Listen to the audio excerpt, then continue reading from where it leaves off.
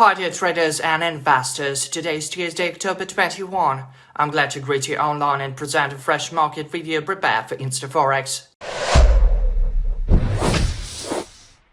Before we devise trading plans, let's check the economic calendar. Today the calendar lacks any important news. Tomorrow, on Wednesday, we will find out the US crude inventories data. On Thursday, US initial unemployment claims and existing home sales will be released.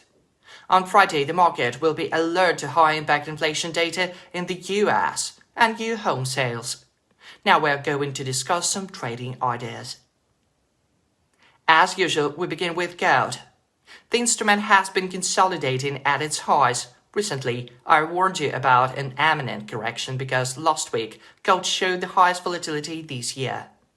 The volatility index surged to 38,000 points, the biggest score this year. Last year in 2023 and 2022. We have never seen such gigantic candles for a few years. I want to pause that we've been trading for more than 10 years. My experience reminds me that such a stunning rally is commonly followed by a correction or even complete trend reversal. That's what we're watching now.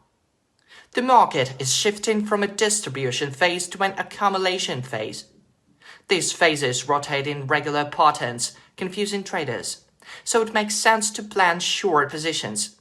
If you like this stop hunting strategy, you can grab buyer's liquidity at 41.88, a low formed last week. As a seller, you may target this level. Good strategy. The euro-dollar pair has been trading firmly down. If you open short positions higher, you did well. Let me warn you that US inflation data could interfere with this instrument. Something puzzles me. The instrument has been falling into a demand zone on the 4-hour chart where a sell impulse was interrupted last week. You can earn some money during an upward correction. By and large, I have a bearish outlook for the euro. Market makers left a level at 1.1542, the low of the last and the previous weeks. It is also a correctional low of August. I remind you about the strong buying activity in August. This level would be a nice target to hunt for. What can I advise those who haven't sold yet? Perhaps the price could climb after the inflation report. If so, you could plan short positions. Now wave A is in progress. Let's wait for the other two waves. I don't see interesting swing points on the 4-hour chart. I found a support area downwards. It is a bad idea to sell at support. The pound-dollar pair is worthy of note because it has been making predictable moves. We could have sold at a swing high on Monday. Well done if you did it. There was another opportunity to sell at a swing high last week. If you placed a stop loss 230 pips up, you could have earned 1,000 pips.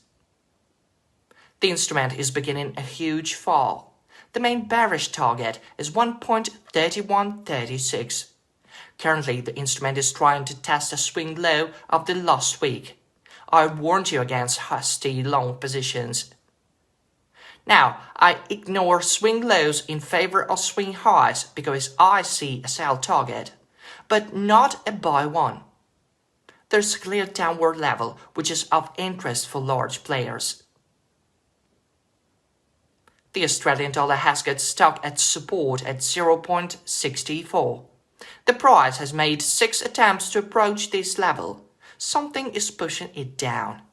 The instrument will fall and break this trend line sooner or later, so the buyer's liquidity will be taken.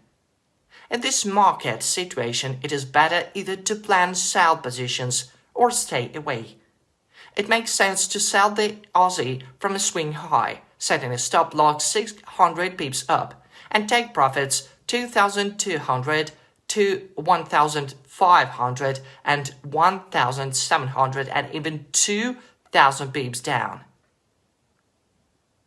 The USD-AUD pair has been climbing steadily. It is crazy to trade against this bullish trend. Let's leave it alone. It would be reasonable to search for swing lows. There are a few of them. The dollar-yen pair is forming a gigantic third wave. The instrument was trading flat from July until October. The price went sharply up, then down. Let's apply the Fibonacci grid and find a 50% retracement. We could have planned long positions aiming to reach the highs of the month. That's all I wanted to tell you today. See you later.